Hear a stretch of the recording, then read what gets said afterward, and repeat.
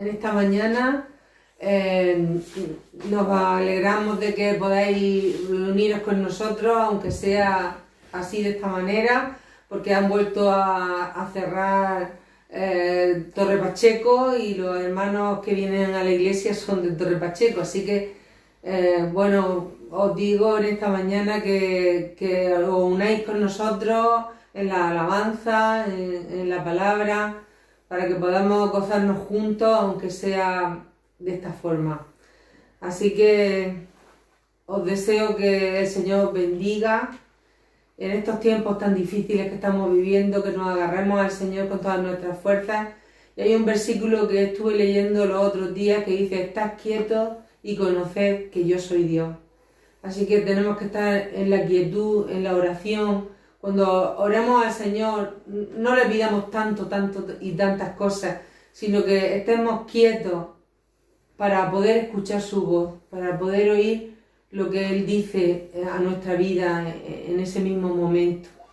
Así que esta alabanza dice: vamos a cantar con la música del cielo.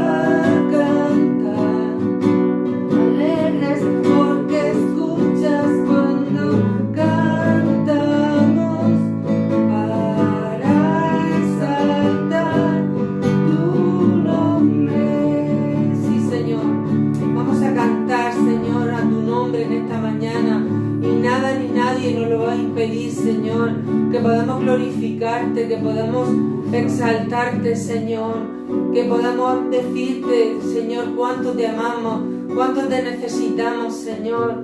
En esta mañana queremos glorificarte, Padre, queremos darte las gracias por el pan de cada día y queremos pedirte por aquellos que están sin trabajo, que están en ERTE, Señor, que tú proveas a su mesa, Señor, en su casa, Señor. Bendito es tu nombre, Señor. Te damos gracias, Señor, por todo lo que has hecho en nuestras vidas, por todo lo que haces y por todo lo que harás, Señor. Gracias porque como dice esta canción, Señor, tú escuchas cuando cantamos, Señor. Tú eres, Señor, nuestra fuerza y nuestra fortaleza, nuestro pronto auxilio en las tribulaciones. Tú eres nuestra torre fuerte a quien podemos acudir.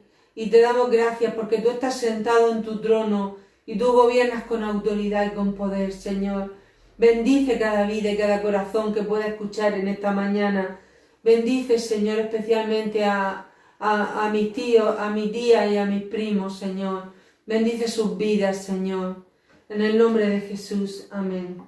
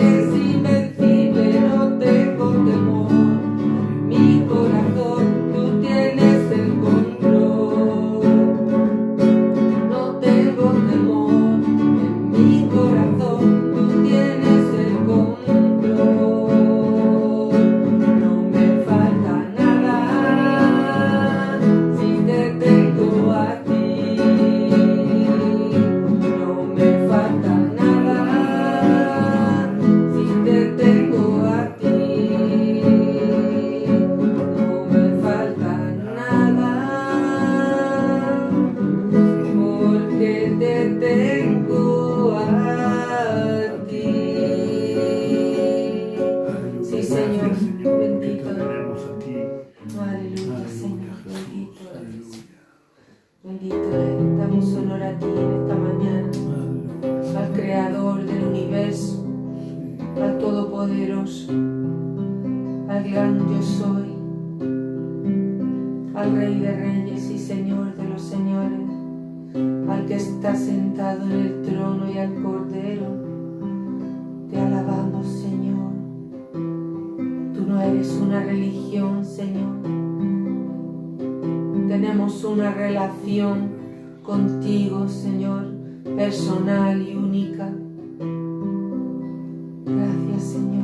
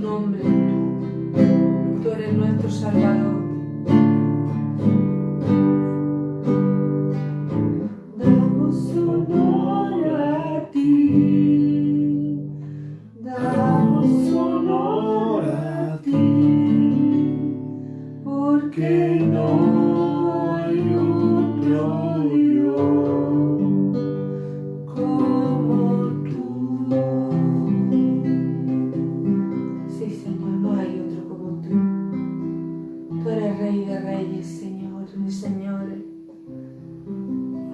Aleluya, tú estás sentado a la diestra del Padre, intercediendo por cada uno de nosotros, Señor. Nada pasa desapercibido ante tus ojos, Señor. Todo está controlado por ti. Gracias, Padre. En medio de esta pandemia queremos darte gloria y honra. Queremos gozarnos en tu presencia. No tenemos temor, Señor, porque tú estás a nuestro lado. Pase lo que pase y venga lo que venga, Señor. Aleluya, Rey. Aleluya.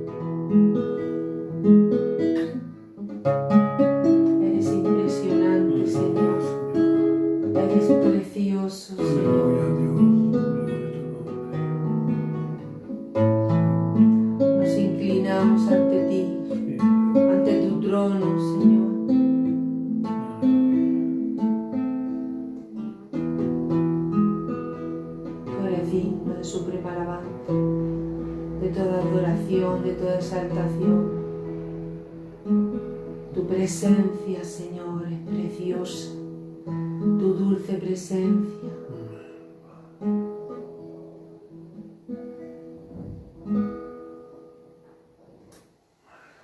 Amén. Bueno, ahora vamos a dar paso a la palabra de Dios, que en esta mañana podamos estar atentos y podamos estar muy, muy, muy atentos a lo que el Señor nos quiere decir. Vamos a orar al Señor para presentar la palabra del Señor. Señor, queremos darte las gracias por tu palabra, porque tu palabra es verdad.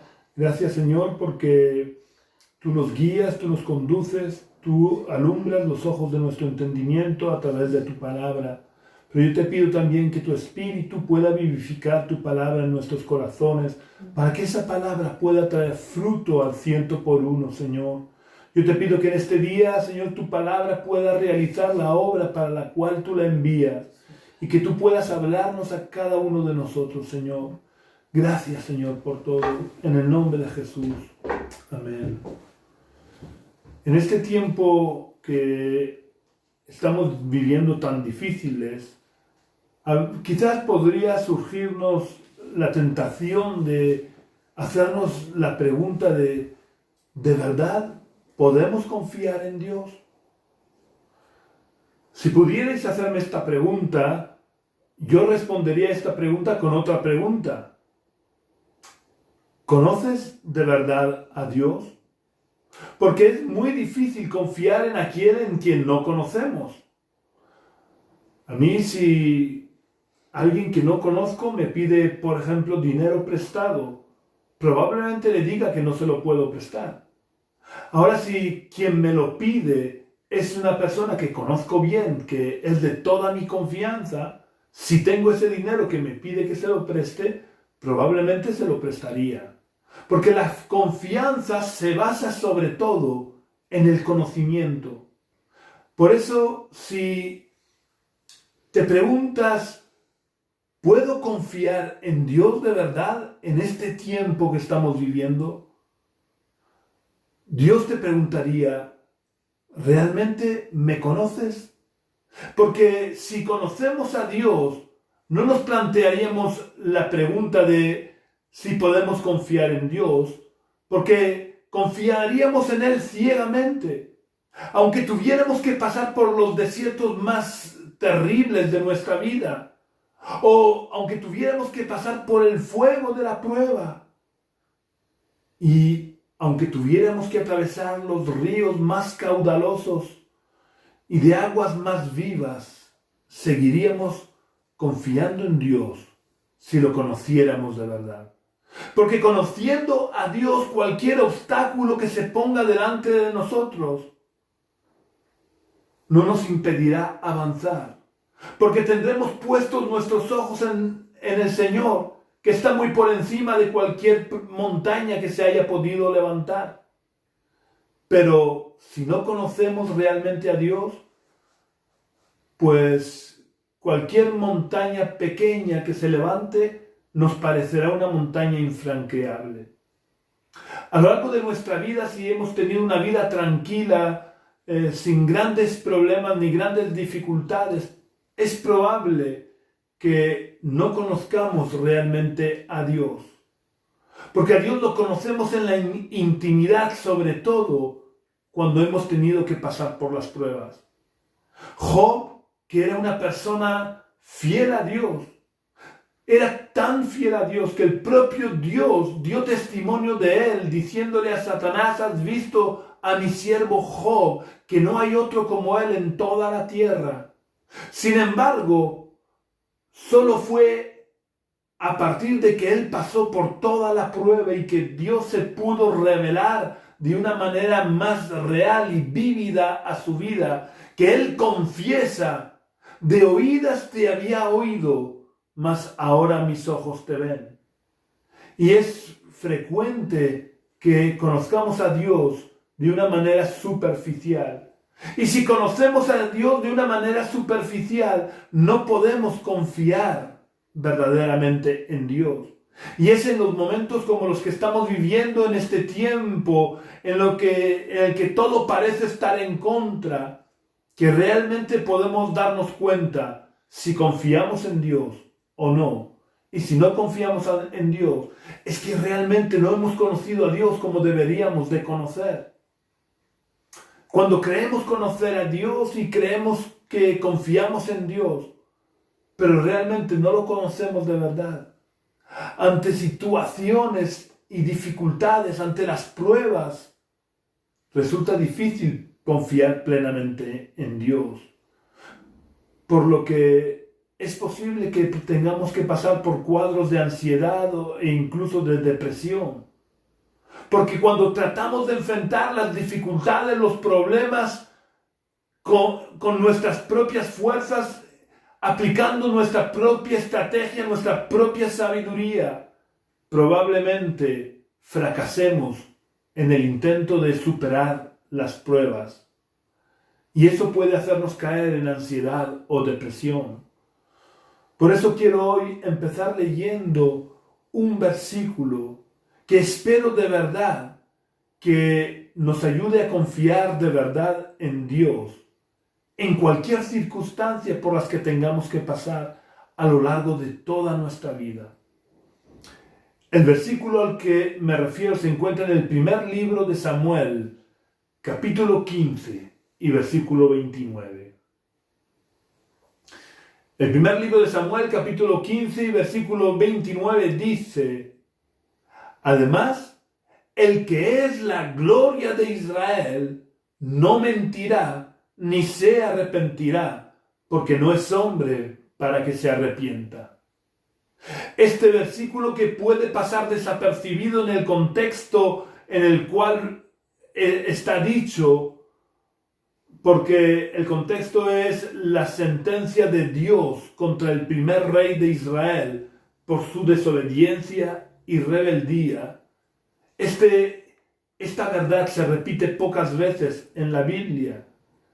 Y sin embargo es de suma importancia, por eso quiero recalcarlo en este día, porque si lo interiorizamos de verdad, este versículo nos ayudará a conocer mejor a Dios y a poder confiar de verdad en Dios en los momentos difíciles. Y no nos pondremos rápidamente a buscar nuestras propias soluciones, a plantear nuestras propias estrategias que no nos van a llevar a ningún sitio. Como decía Juani, tenemos que descansar y confiar en Dios. Tenemos que dejar que Dios pelee nuestras batallas. Eso no quiere decir que nos vayamos a cruzar de brazos. Dios nos mostrará lo que tenemos que hacer. Dios hará cuando nosotros también hagamos nuestra parte. Pero nuestra parte no es tratar de luchar con nuestras fuerzas.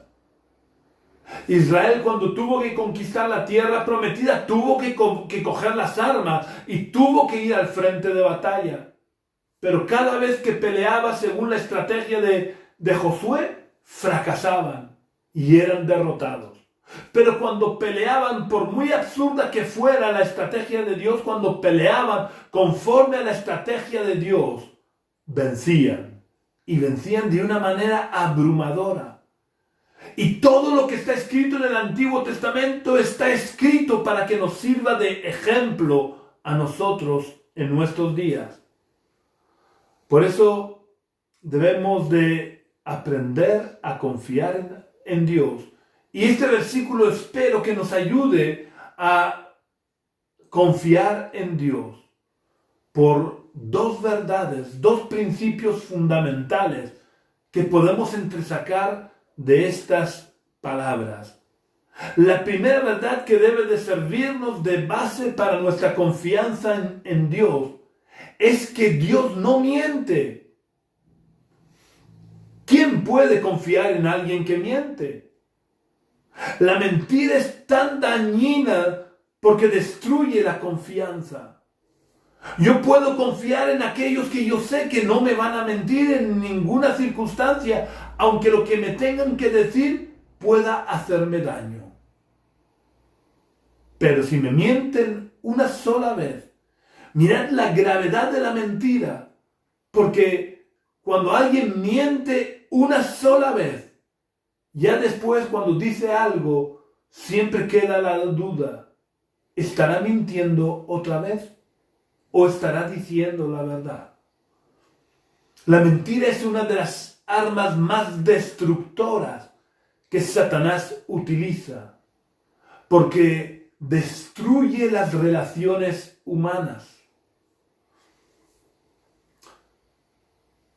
Esto cuando alguien me miente una vez, pero si ya lo cojo en varias mentiras, ya automáticamente dejaré de confiar en él. Por eso, esta afirmación que Samuel hace acerca de Dios es tan importante, porque tenemos que interiorizar en nuestro corazón que Dios no miente. Si Dios ha dicho algo, lo va a cumplir porque Dios no miente. Dios no puede mentir. Y esta es una de las diferencias fundamentales entre Dios y Satanás. De Dios se nos dice claramente que no miente y por tanto es alguien absolutamente confiable. En Dios podemos depositar toda nuestra confianza. Aunque se levanten vientos en nuestra vida, vientos huracanados, podemos confiar en Dios porque Dios no nos miente. Podemos estar seguros que Dios no mintió en el pasado.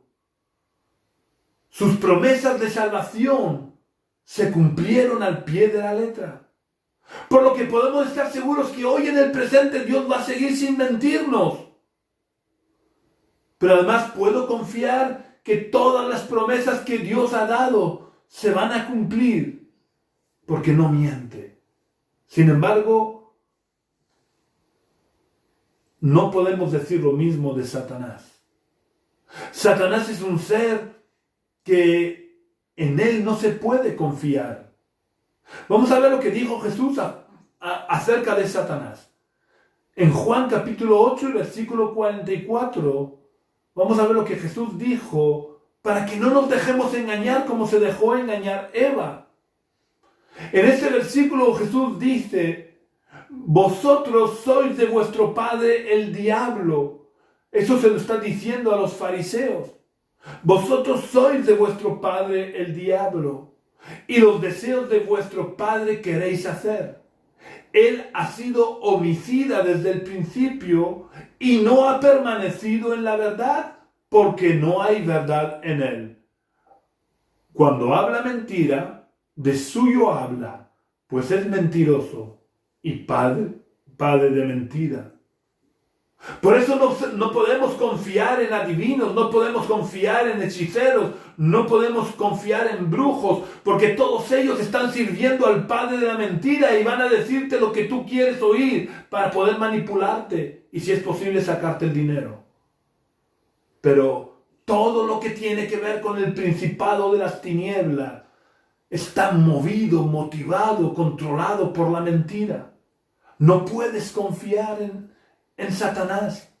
Satanás es mentiroso, es padre de mentira, y cuando habla mentira de lo suyo habla porque es parte de su naturaleza. Y esto nos indica claramente que no podemos confiar en él. La gente que confía en él lo hace porque precisamente están engañados. Sus oídos y sus ojos están cegados por las mentiras que han querido creer. Pero nosotros sabemos que no podemos ni debemos creer nada que provenga del principado de las tinieblas. Porque todo lo que viene de ese principado está basado en la mentira, en la falsedad y en el engaño, con el único fin de acabar destruyéndonos. Y es triste ver como la mayoría de la gente que confía en cualquiera de las múltiples áreas en las que se mueven las tinieblas, acaban mal, acaban destruidos. Por eso yo quiero invitarte en este día que tú confíes, pongas tu confianza en Dios, porque Dios no te va a mentir. Dios no te va a dar palmaditas en el hombro diciéndote que todo está bien para arrastrarte al precipicio. Dios te va a decir que estás en pecado, que estás condenado por toda la eternidad, pero que hay una puerta abierta a la esperanza. Hay una puerta abierta para salvarte, que es el sacrificio que Jesús hizo en la cruz para perdón de tus pecados. Como se dice vulgarmente, Dios no te va a dorar la píldora. Dios te va a decir que eres un pecador que necesita de arrepentimiento. Pero puedes confiar en Dios, porque Dios no te va a mentir. Dios no te miente. Dios te está diciendo la verdad, porque Él quiere salvarte. Satanás quiere destruirte, quiere condenarte al infierno. Y Dios quiere salvarte. Así que tú eliges en quién quieres confiar. En todos los medios de comunicación controlados y movidos por el principado de tinieblas. ¿O quieres confiar en Dios, que te dice lo que debes de hacer y lo que no debes de hacer si quieres tener un encuentro verdadero con el Cristo resucitado, que pueda transformar tu vida y darle auténtico sentido a tu vida? Ahora vamos a ver la segunda verdad que podemos aprender del versículo que leímos al principio, y que establece otra base por la que podemos y debemos confiar plenamente en Dios. Esta verdad es que Dios es inmutable. O dicho de otra manera, Dios no cambia. ¿Quién puede confiar en alguien que está cambiando de parecer cada 2 por 3? Que hoy piensa una cosa y mañana piensa otra. ¿Por qué hay tanta gente que hoy en día no confía en lo que se dice en los medios de comunicación acerca de la pandemia que estamos viviendo? Porque desde el principio nos han estado mintiendo. Y un día decían una cosa y otro día decían otra. Un día decían que las mascarillas podían ser contraproducentes y ahora no nos las podemos quitar casi ni para dormir. No podemos confiar en aquellos que están cambiando continuamente. No hay nada que desestabilice más las relaciones entre las personas que el que hoy se diga una cosa y mañana sin una razón que lo justifique se diga lo contrario. Esto daña enormemente las relaciones y provoca con mucha frecuencia un gran dolor emocional entre las personas que mantienen una relación de amor, del tipo que sea. Voy a poner un ejemplo, pero es solo un ejemplo de los muchos que podríamos poner, pero es un ejemplo porque esto muchas veces hace que los niños puedan crecer desestabilizados emocionalmente, con problemas de autoestima. El ejemplo que voy a poner es las relaciones entre padres e hijos. Una de las cosas más dañinas para las emociones de un hijo es que unos días los padres reciban con amor las caricias y las muestras de amor y cariño de sus hijos, y otro día, sin razón aparente, o por lo menos sin una razón que el niño pueda entender, reaccionan con rechazo a las mismas muestras de amor, caricias o cariño de sus hijos.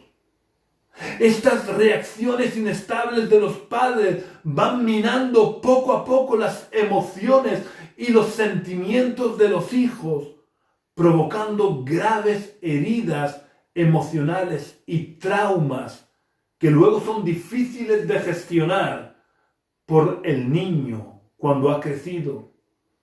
Y probablemente llegará el día en que el hijo dejará de acercarse con amor a sus padres, dejará de expresar su amor por temor a ser rechazado y ser dañado. Y esa inestabilidad emocional la arrastrará luego en sus relaciones cuando comienza a tener relaciones con una persona del sexo opuesto. Porque eso se queda grabado, marcado a fuego en el corazón. Y entonces se meten dentro de ellos mismos y no son capaces de expresar sus sentimientos por miedo a ser rechazados. También ocurre con frecuencia que causamos un grave daño a nuestros hijos en su educación si hoy le reímos la gracia por algo malo que ha hecho y mañana lo castigamos por lo mismo que ha hecho hoy y que hoy le hemos reído la gracia. El niño desde pequeño necesita tener límites estables, límites que marquen hasta dónde puede llegar. Y lo que no puede ser es que si hoy quebranta ese límite, yo le ría la gracia por haber roto ese límite y mañana lo esté castigando. Tenemos que ser consecuentes. No podemos estar cambiando un día sí y otro no, y esto es extensivo a todas las relaciones. Imagínate con tu cónyuge, que un día tú le muestras tu amor y tu cariño y lo recibe con agrado, y al día siguiente te da la espalda y no quiere recibir esas muestras de cariño. O imagínate que un día vas a trabajar y al jefe le parece bien cómo estás trabajando y al día siguiente que estás haciendo lo mismo, te echa la bronca por lo que estás haciendo. Llegaría un momento en que no sabrías qué hacer. Pues Dios no es así. Dios no cambia nunca. No importan las condiciones, no importan las circunstancias. Podemos acercarnos a Dios porque Dios es inmutable, Dios no cambia. Aunque pasen los años, aunque cambien los reinos de la tierra, aunque cambien las sociedades y cambien las circunstancias, Dios no cambia nunca. Por eso su palabra es tan eficaz hoy, a pesar de que el último libro fue escrito hace cerca de 2000 años. Ese es el tremendo milagro de la Biblia. Que Dios sigue hablándonos a nosotros. Una sociedad totalmente diferente a la sociedad en la que fue escrita, para la que fue escrita originalmente. La Biblia sigue siendo eficaz, sigue siendo válida, porque Dios, que es el autor real, aunque hayan sido escritos los libros con manos humanas, el autor real, el autor intelectual de la Biblia es Dios, y Dios es inmutable. Por eso sigue siendo efectiva la Biblia para todo aquel que la lee con un corazón sincero, con deseos de conocer la voluntad de Dios. A lo mejor hay una palabra en este versículo que he leído que pueda sorprendernos, y es que dice que Dios no se arrepiente. Evidentemente Dios no se arrepiente. Pero a lo que se está refiriendo Samuel es que Dios no cambia de parecer. Porque evidentemente Dios no tiene de qué arrepentirse en el sentido que nosotros entendemos la palabra arrepentirse. Porque Dios no ha pecado, no peca nunca y por tanto no tiene de qué arrepentirse.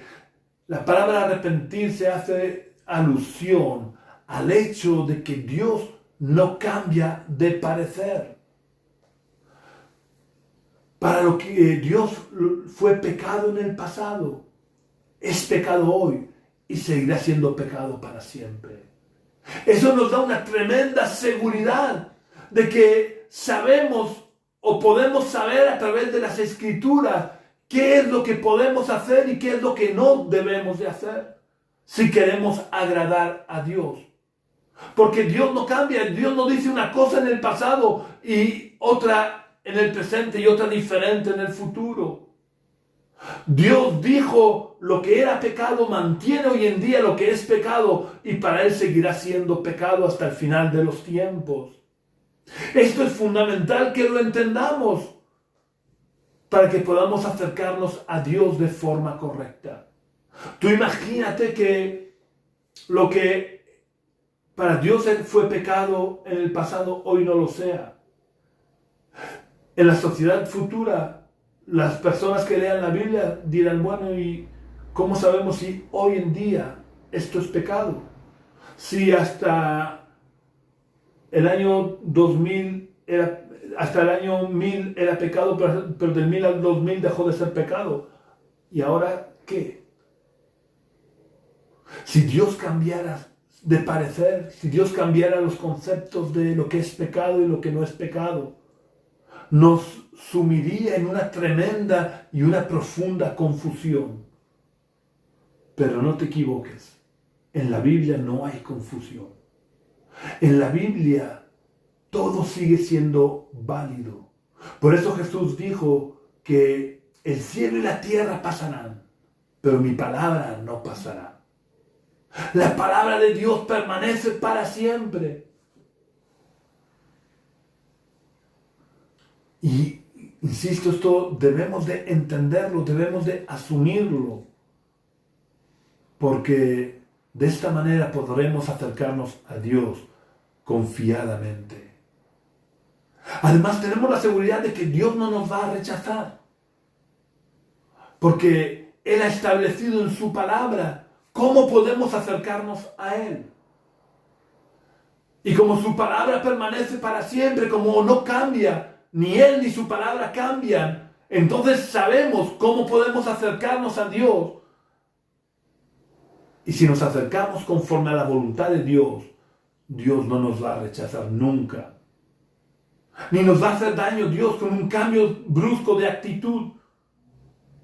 Dios nos va a recibir con sus brazos abiertos y nos va a tratar siempre con amor y cariño para que podamos descansar en sus brazos como un bebé se duerme plácidamente en los brazos de su madre, porque el bebé confía en su madre ciegamente. Para que no tengamos dudas acerca de la inmutabilidad de Dios, el Nuevo Testamento vuelve a confirmar esa inmutabilidad, haciendo referencia a Jesús. Porque Jesús, como Dios que es, también es inmutable. Por eso el autor de la carta a los Hebreos, en el capítulo 13 y versículo 8, dice: Jesucristo es el mismo ayer, hoy y por los siglos. Y esto nos da una confianza tremenda, porque podemos estar seguros que de la manera que actuó en el pasado Jesús, sigue actuando hoy y seguirá actuando por los siglos de los siglos hasta el final de los tiempos. Por eso Jesús pudo decir a sus discípulos: yo estoy con vosotros todos los días hasta el fin. Y Jesús dijo también que estaría con nosotros donde estuviéramos 2 o 3 congregados en su nombre. Por eso podemos tener la confianza cuando nos reunimos, que aunque nuestros ojos no pueden verlo, Él está presente. Y Él hace sentir su presencia a aquellos que con un corazón dispuesto, un corazón sincero, se acercan a Él. Es gracias a esta inmutabilidad de Jesús y de Dios que nosotros podemos cumplir también con lo que el propio autor de esta carta dice unos capítulos antes, en el capítulo 4, versículo 16, donde hace una invitación muy importante a cualquiera de nosotros. El autor de esta carta, en el capítulo 4, versículo 16, dice: acerquémonos pues confiadamente al trono de la gracia para alcanzar misericordia y hallar gracia para el oportuno socorro. Si podemos acercarnos confiadamente a Dios, es porque Dios no cambia.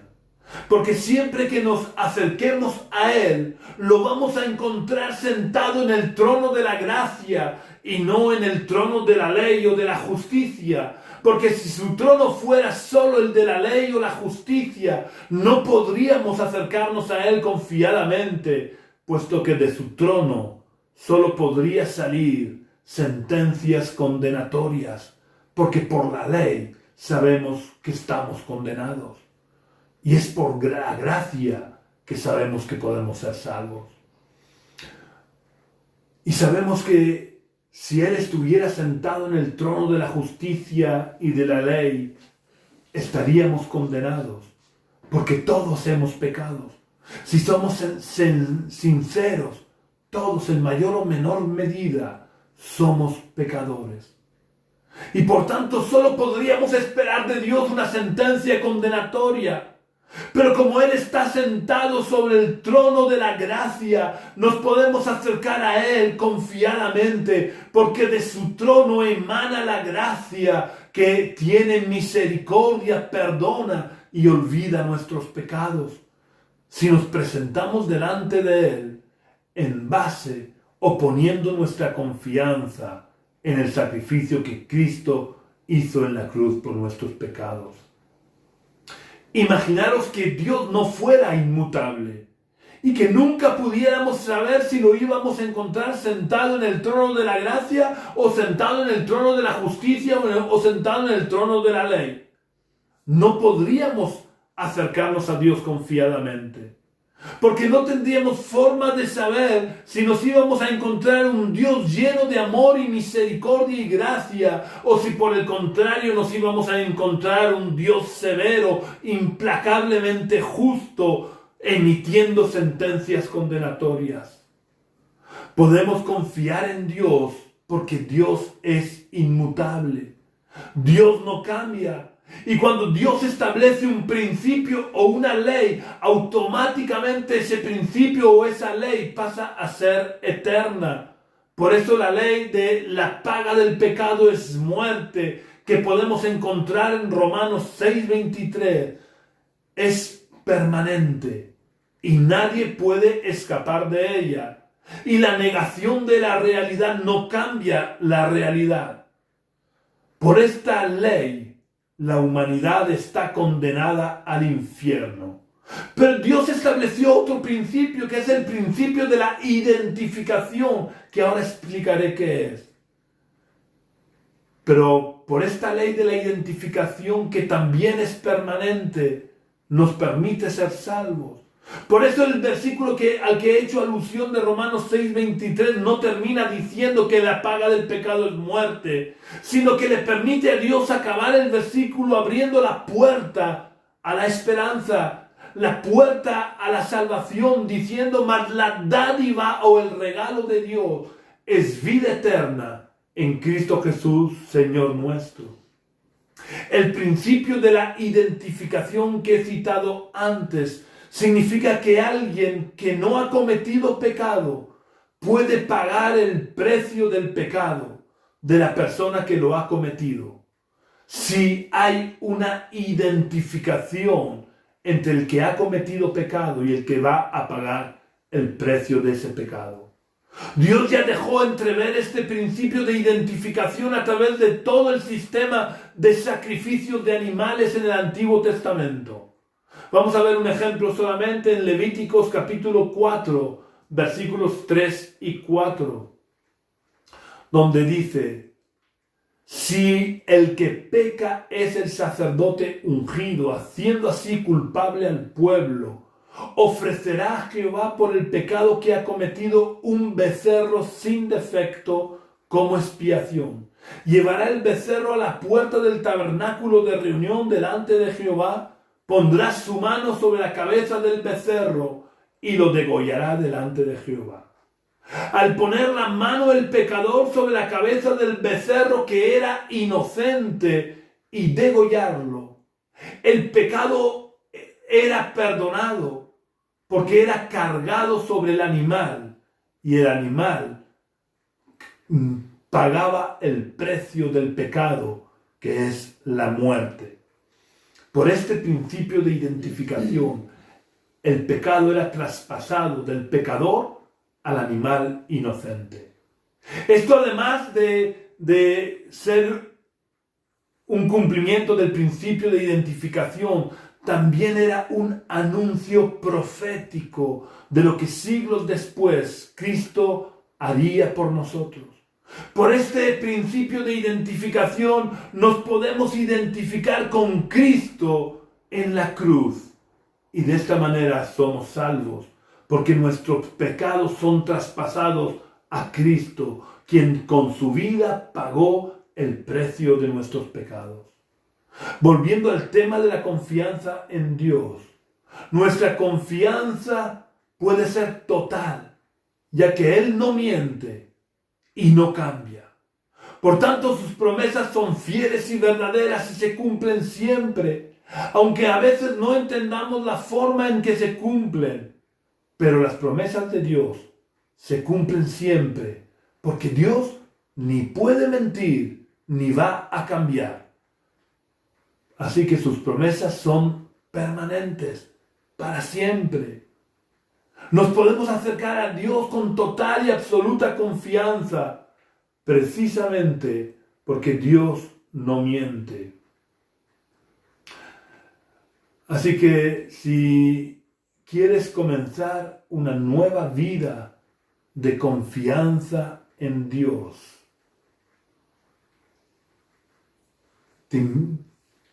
te sugiero que puedas repetir la oración que voy a hacer para que Jesús pueda entrar en tu corazón y tú puedas identificarte con el sacrificio que Jesús hizo en la cruz por ti, para que todos tus pecados pasados, presentes y futuros puedan ser transferidos a Cristo en la cruz.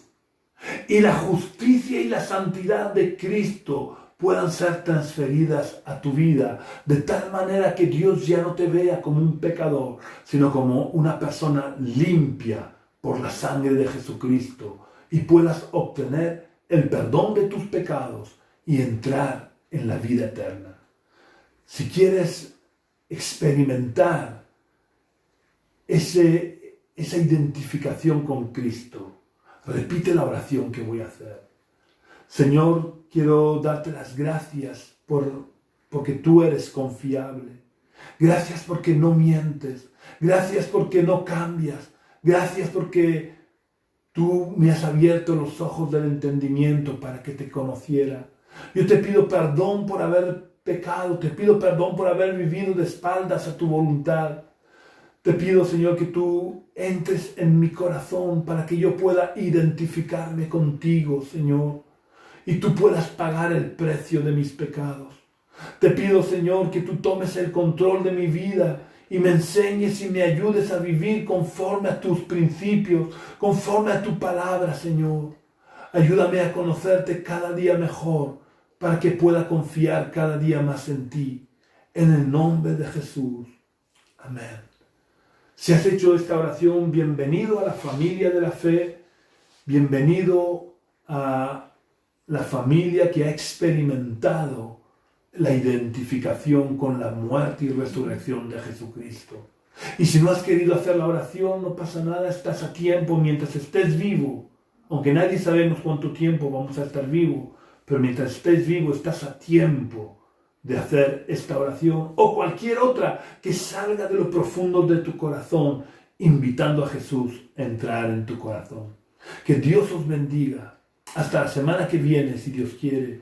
Y ya sabes que si tú quieres contactar con nosotros, puedes llamar al teléfono que figura en la página de Facebook de la Iglesia Génesis, o puedes visitar nuestra web que es iglesiagénesis.jimdofree.com. Iglesia Génesis se escribe tal cual, todo junto, todo con minúsculas, sin acentos. .jimdofree, deletreado JIMDOFROEE.com. Un abrazo muy fuerte y que tengas una semana muy bendecida en el nombre del Señor. Un abrazo para todos, y si has tomado la decisión de seguir a Jesús, es la mejor decisión que puedes tomar en tu vida. Así que hasta la semana que viene y que Dios os bendiga a todos.